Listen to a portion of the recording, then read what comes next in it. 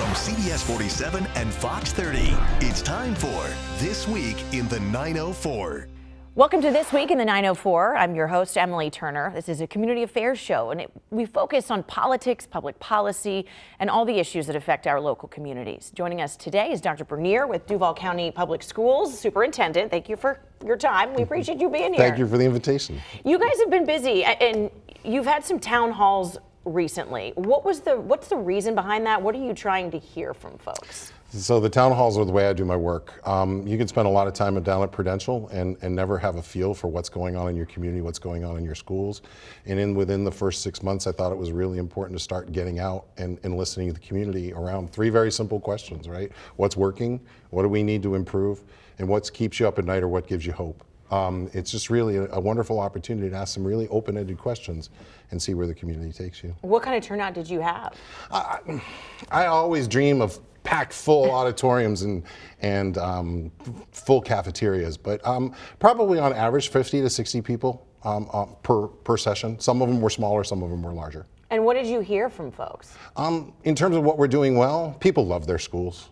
They absolutely adore their school, their particular one that they go to. And I could name names, but I get in trouble because I have over 150 of them. But when you ask them how much they love Duval County Public Schools, there's a difference there. They love their home school, they love their principal, they love what's happening, but they perceive the system as not being as responsive to them as possible. And that's where things we could improve. They're interested in improving the climate and culture. They're interested in improving different opportunities for our students so that all students have opportunity to get heavily involved in things that excite them about coming to school. I'd love to tell you that every kid comes to learn Algebra 1. Some do. But I was not one of those kids. many of them come because of athletics and sports and band and orchestra. And it's really important that while we have really marquee programs around the arts, that every one of our schools has a strong arts program, for instance. Those are some of the things that I heard.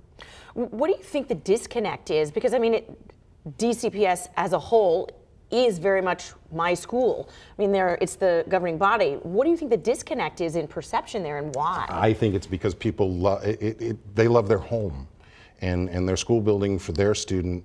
The intimate connection they have with their child's teachers, their principal, their assistant principal, that staff, creates a sense of real belonging. A very large system, which we have, over 100,000 students, can't produce that same level of intimacy easily. And that's one of the reasons for the town halls. It's about getting out and being present, listening to people. My mom used to say, 2 ears, 1 mouth. That's what I really try to do those nights, was just really listen and hear people, and then bring that back to then enrich decisions as we move forward. So how do you combat that? What moves is big DCPS making to feel more accessible to people? I think the biggest thing is it's helping inform our communication strategies and how we have to start marketing ourselves. It's a new world, and I know we'll get into some of those conversations, but there's competition out there for public schools, and I believe competition to be a healthy thing. We have to do a better job of marketing ourselves. We have to be better presence in social media. We've retooled our entire website recently. We're beginning to do some things, and then to make those changes. And then on top of it, I really think it's about putting a face out into the community. I can't tell you how many times I get stopped in a Publix or a grocery store or somewhere else where people are like, "Are you?" Yes, I am. And I stop and I engage in the conversation, and people are surprised. I had a young lady come up and grab her mother and say, "Look, he's probably got something to do. We should go now." But you sit in the parking lot, you have that conversation. You have to create that intimacy, and by example, if I do it, others will do it along with me. Well, and your first day as the new superintendent was when? July 1st. So you started in July, and as you've kind of settled in, where do you see the priorities of DCPS going? Like, what have you decided your marching orders are? There's always three big buckets, and it's what I said in my interview. Student safety is number one. Maslow has won out. For those of you who don't understand who Maslow is, that idea that students have to feel safe, they have to be fed, they have to be secure, and only once those basic needs are met can they learn. So our children have to come into safe environments where they know they're cared for, and their people are concerned not just about their ability to learn, but of their own personal welfare as well. With that comes the second bucket of student achievement. We have to work and continue to improve on what we're already doing well, and then look for areas where we can improve some of the outcomes that we're not so satisfied with. And then finally, for this particular school district in this particular time, we have some financial issues that and some challenges that we need to fix. Yeah, I mean, and we'll get to the budgeting because that's going to take its own segment. but when you talk about the second bucket, what kind of falls into that? Student achievement? Student achievement, there's some things that we need to highlight. I mean, 95% of our schools are A, B, and C rated. We have a grad rate now that exceeds the state grad rate up from below 60% just 7, 8 years ago. Incredible work done by our high schools and our teams and former administrations to getting our students positively across the stage and out into the community to career and college is incredibly and worth celebrating. Our traditional schools are at 95%. That's an incredible standard. And for those of you who haven't been in a school recently, it's not just showing up and getting some credits. It's getting credits, it's having a 2.0, it's having an online course, it's passing end of course exams, it's demonstrating proficiency levels in reading and math. It's not just a D average with 24 credits. It really it's really changed and grown as a standard.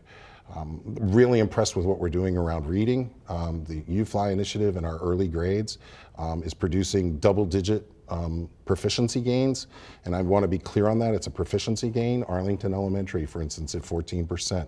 Woodland Acres went up last year 20% in reading proficiency in third grade. We are on the right track doing a lot of great things, and our student achievement's going to continue to rise. Yeah, and budgeting is the third bucket. We'll get to that. We're going to take a break really quickly, though, so be sure you stick around because we're going to tackle the financial issues that DCPS is facing and how they're going to really overcome that. We'll be right back. From CBS 47 and Fox 30, you're watching This Week in the 904. Welcome back to This Week in the 904. Joining us today is Dr. Bernier with Duval County Public Schools, the new superintendent. So, budget. Let's talk about that.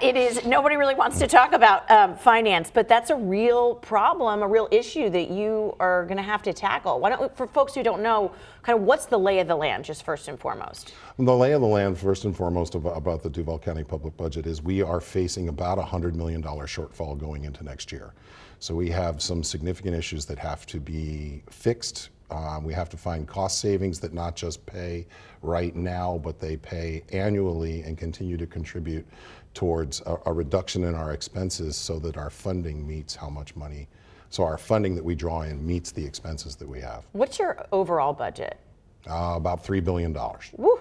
Okay, and so this is a significant shortfall then out of that. It is. It's a very large number. How did we end up in this situation? So really there's 3 steps to that process. The first step is that this district has experienced declining enrollment.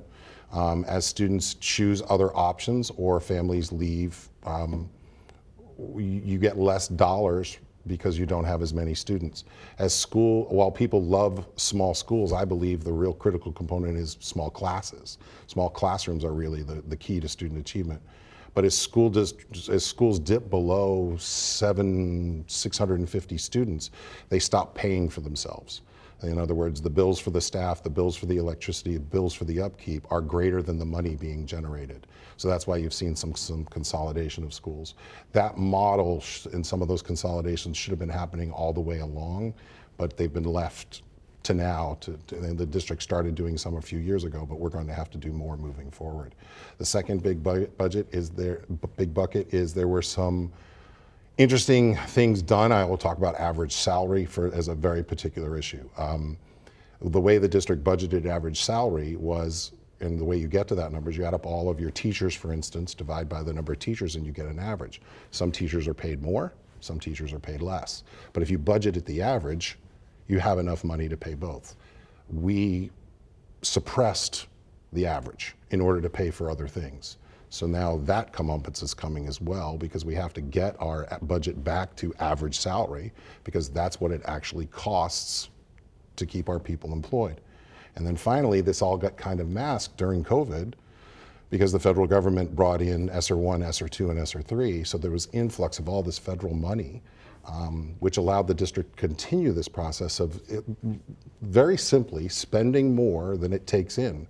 The federal money kind of covered that, and then it was uncovered as those funds last year had to be returned if they were not expended, and we're now in this situation. So back to the average of teacher pay, why did it get suppressed? It's like, why would you not accurately account for that? I can't answer that question. I wasn't here then. I do know that there are opportunities in a budgetary year to potentially suppress a salary because you need to do something like buy a new student management system. You can suppress a salary for like a 1-year period of time, but you have to come back and readdress it the following year. That just wasn't done. So you've inherited quite the accounting problem, basically. It's a challenge, but excited about the opportunity to fix it. Unfortunately, people will feel these impacts. Well, that's what I was going to say. That's the difficult part. Yeah, is that as a result of trying to balance the ledger, you have to make hard decisions. And we have to make hard decisions with things that people like, right? I mean, people like magnet transportation. People like an 8-period day. People like buses that come at the end of the day to take athletes home, as activities buses, or allow kids to stay after school and then they have a ride back to their neighborhood. Those are nice things. But when you're trying to solve a $100 million problem, those are things that you have to begin to look at. Because I don't want to impact our classrooms. The way the district's been budgeting and been making budget every year is by increasing class size.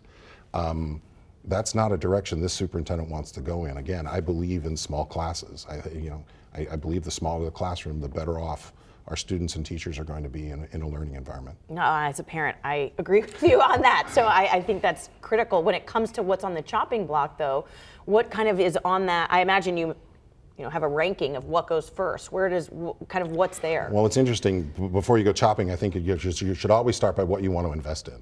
So going into next year, we've made a decision to invest in elementary class size. And that seems counterproductive to trying to solve a $100 million problem, but to the people watching, it'd be like making the determination that we are going to really focus on our mortgage and making sure we feed our family. Then after that, we'll look at what we have to cut. But we're going to make sure we have a roof over our heads and we have food to eat and we have a car to drive, right? Then I can decide whether we go to the movies or whether we go out to dinner. So for this district, we're going to begin to invest in class size, beginning at the elementary level this year and hopefully progressing over the next several years, expand it to middle and high school so we can get our class size numbers down. From there, then we have to look at other things. One of the things we've looked at is moving to a 7-period day. Let me be clear that in high school, that never means a high school student will see 7 periods in a day. It's called a 3x3 schedule with a skinny. We'd have to do a whole nother 904 episode for me to explain all of that. Or they could just go to our website and watch the story that we did on it. They could watch the story, or they could go to our website and learn more about it. But the reality of it is that saves us between $7 and $10 million a year. It reduces the number of educators we need. Let me be very clear, we're not going to cut staff. We have vacancies that those educators can fall into, and they'll still continue to be employed with us. Magnet transportation, if we do make that move in 2026, that's about $15 million a year. So you can see 10 and 15, that's $35 million a year that's not just in a one-time cut. Those monies keep coming back into the district year after year after year so that we can lower our expense ratio, but at the same time rebuild a fund balance that hovers right at the state minimum. Interesting. Okay, and there's still more to talk about because we can talk about the changes that you guys have made in response to competition in the market. Mm-hmm. And so we will be sure to get to that right after the break, so be sure to stick around. From CBS 47 and Fox 30, you're watching This Week in the 904. Welcome back to This Week in the 904. We are covering all things Duval County Public Schools, and joining us today, Dr. Bernier, the superintendent. Finishing up just of that last conversation about budgeting, you were talking about how up until this point, the budget was happening, or balancing the budget was happening by increasing class size. Talk a little bit more about that and why that matters to be different now. So there's lots of different ways to balance a budget. Is same way we budget at home. We make different decisions. If consistently we're paying our bills and we have to reach into our savings account, we have to make an adjustment, or we're going to use up all of our savings. And effectively, that's what the school district's done. We had a 17% fund balance a number of years ago. It's down to 4.4. And I was sharing with you on the break, if I had a large fund balance, I'd have runway to make all of these decisions and make them a little slower. But remember, our board is constitutionally required to turn in a balanced budget with a 3%, at least a 3% fund balance every year. That's going to be difficult. So one of the things the district did was it increased class sizes, because that creates less of a need for more teachers. But it does create big classrooms. And I know people love their small schools, and I understand why. But in a model where you have declining enrollment, you have to make difficult decisions along the way so that you're not spending more money than what you take in. Hasn't been done. If I had more residual fund balance, I could do this a little slower. But the reality of it, there's difficult decisions that have to be made now. Yeah, I mean, you're up against legislation requiring that. You said you're making changes centrally too? Yes, we're looking at, the last place I want to go, and this came out in the town halls, I had a slide and I used to ask people, what's missing on this slide? And somebody always got it. We don't see anything about cutting school personnel. I don't think that's the way, and that's why in the previous segment I talked about doubling down on class size and bringing our elementaries up. We won't be perfect. I'm not telling every parent they're going to have an 18-to-1 environment, but we're going to reinvest, and we're going to continue to invest until we get to those close to those standards, and then we'll start investing in the next group as well. Part of the reason we're in this situation with regards to funding, outside of the decisions DCPS has made, is outside of that, there is so much more competition, so many more options for students to go to. What has been the experience with Duval enrollment, student enrollment, and then how do you combat that? So we've had declining enrollment. I personally think choice is a good thing for parents. We have choice within our own system. If we have availability at another site that isn't your zone school, you can choose to take your child to that location and to have them educated in that location. And some parents do make those choices within Duval County Public Schools, not to go to their home zone school, but to go somewhere else. I do think that that's important. I think back to really early, I think that's one of the reasons why you get such great feedback on how much they love their schools. The reality of it, though, is we've got to do a better job of attracting students who move. The governor's budget expressly identifies potentially about 500 more students coming to our school district. Right now, if you talk to my CFO, we'd expect to lose half of those students to other options. We have to find a way to make sure that those 500 see DCPS as the choice. One of the ways we're doing that is we're building an enrollment team. I know this sounds counterproductive to some of the numbers we just talked about, but an enrollment team will be the people who get up every morning thinking about how do we get more students to come to Duval, and then they go to bed every night worrying about the next day and how they're going to get more people, because they're going to be financed based upon the number of students they recruit. They should become self-sufficient by drawing people into or back to our school system. Why do you think so many students left in the first place? I don't know. I wasn't here during that period of time. I know that parents always are looking for what they think is the best option for their child, and I think they deserve that opportunity to look. The issue that you'll hear from me as we get to address this subject more beyond the first 7 months I've been here is I want parents to make informed choices. When my son and daughter were choosing colleges, especially with my daughter, I made sure that we went and visited every site. I wanted to know where she was going. I wanted to ask specific questions. She wound up at a great university. I want our parents to do the same. I want them to investigate their choice option. But before you make that final decision, come back and check what your zone school's doing. We have thriving arts programs in every one of our schools. We have science and STEM. We have embedded career and technical education, everything ranging from agriculture to culinary to digital design. There's really amazing opportunities for our kids in our local home schools that I know some of the competition doesn't have. So if you haven't checked out your school recently, make an appointment, go see them, and see what they have to offer. What are some of the changes you're going to implement with regards to what DCPS offers in an effort to compete? Well, we're already doing that. I can tell you in career and technical education, you'll hear me often talk about students need to graduate both college and career ready. I think kids who want to go into college should go on to college. But if you're going to go on to college to be what I was, a U.S. history major, you might want to consider what your career options are after 4 years. If you want to become superintendent of schools and a U.S. history teacher, which is what I was, then a history degree is a perfect degree to go get. But if you expect to go work in the science and STEM field with history as a history major, you're going to be very disappointed at the end of a 4-year stretch. So what we want is our children to make really informed choices about college and career as early as possible. And I always use the word and. Before, when we had career and technical education, was often referred to as vocational ed. And it was kind of a forced choice. You were either going to college or you were going the vocational route. Our kids are now married into both. They're graduating with a high school diploma that will allow them to go on to college, but they're also graduating with credentials and micro-credentials that would allow them to go directly into the world of work. What do you, for parents who are listening right now, what do you want them to know about you, the job you plan to do, the future of DCPS? What I want them to know is that we have really great stuff going on and we're just going to continue to add to it. What I need them to do is to really think about, when they're thinking about choices, when your next door neighbor comes over to you and says, can you tell me about the local elementary school or where your kids go? Be honest with them. Tell them exactly what's going on. Help them understand the great work that we're doing. And then we have to do a better job of telling our story. We have right now school choice Saturdays where parents have to make a choice as to how many schools they can get to if they're making an informed choice. We're going to go back to the Prime Osborne and we're going to host that on a Saturday where all of our schools are located in the convention center so that parents can come in and in a one-stop shop find out about where they can enroll their child. Those are just some of the things we need to do. And then, like I said, I think it's a matter of telling a greater and better story of what's available at the school building, that if I live near it and can walk to it, what are the opportunities there for my child? Yeah. Well, thank you so much for your time and for all the fabulous information. I appreciate it. And we are going to look forward to that. Hopefully we can have you on again in a couple of months to kind of see how everything has gone, all these changes are going. Well, I would love that. I think that's one of the big things, is to stay in front of the community. Town halls was one. More town halls will be coming.